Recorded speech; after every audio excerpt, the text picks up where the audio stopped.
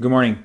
A little bit different setting this morning, trying to switch things up, coming to you from my house. And was looking back at the psalm that was actually a part of yesterday's listening, Psalm 114. I didn't talk about this yesterday because we were looking at one of the letters of John Newton.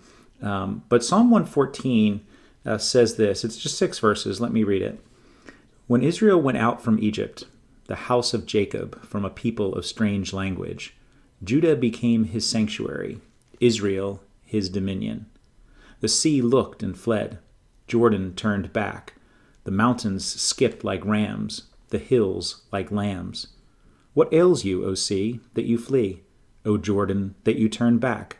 O mountains, that you skip like rams? O hills, like lambs? Tremble, O earth, at the presence of the Lord, at the presence of the God of Jacob, who turns the rock into a pool of water, the flint into a spring of water.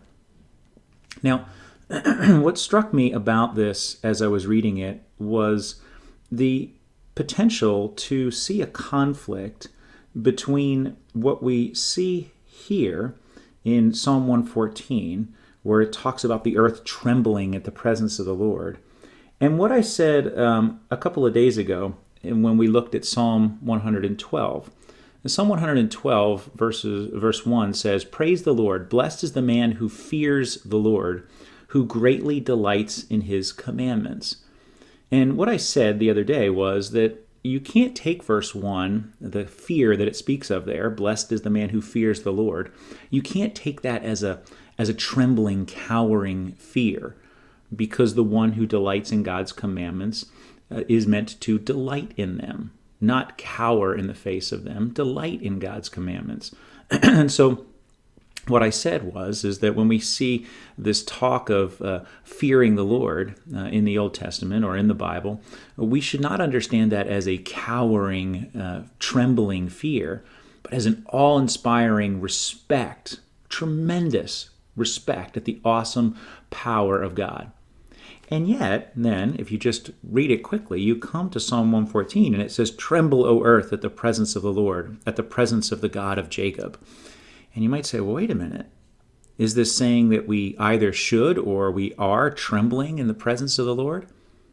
And the thing that I want to note is, if you understood Psalm 114 that way, if you took that at your initial reading, which was my first question as I read it, well, then you'd be misunderstanding what the psalm is saying, because the psalm is talking about the power of God to protect his people in the face of a world that may otherwise have been against them. But listen to how it starts again. When Israel went out from Egypt, the house of Jacob from a people of strange language, Judah became his sanctuary, Israel his dominion. Now, what's that talking about? When Israel went out from Egypt, talking about the Exodus. When God used Moses to lead the people, the house of Jacob, from a people of strange language, from the Egyptians. What happened when God did that? Judah became God's sanctuary, Israel his dominion. In other words, God chose Israel to be his people, and he said, "I will be with you, I will go with you, and my power will defend you." Then the rest of the psalm makes sense in light of that. The sea looked and fled, right? The Red Sea was parted and Israel escaped from Egypt, crossing through on dry land. The Jordan turned back, right? When Israel crossed into the promised land years later, the Jordan River moved out of the way so that the people of Israel could cross into the promised land. The mountains skipped like rams, the hills like lambs. Even in the midst of the wandering in the desert, the world could not overtake God's people because God's people was his sanctuary and his dominion, his place of rule. And so, yes, we are to be in a state of awe-inspired love and respect for God. But we don't cower, not as God's people. No, we go out into the world with strength and with confidence. And the world, those who would oppose God's people, tremble at the presence of the Lord. That's Psalm 114.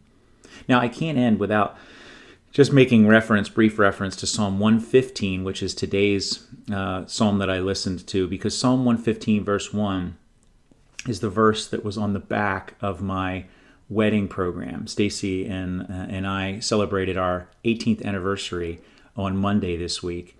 And on the back of our wedding program is Psalm 115, verse 1. Not to us, O Lord, not to us, but to your name give glory, for the sake of your steadfast love and your faithfulness.